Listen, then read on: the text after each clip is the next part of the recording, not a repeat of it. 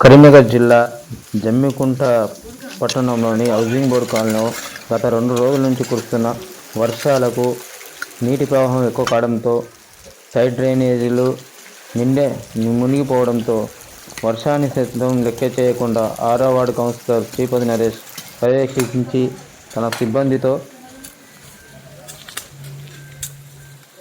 ప్రజలకు ఎలాంటి అవాంఛనీయ సంఘటన జరగకుండా ముందస్తుగా తన వంతు సహకారం అందిస్తూ ముందుకు వెళ్ళడంతో ప్రజలు అతన్ని ఎంతగానో అభినందిస్తున్నారు.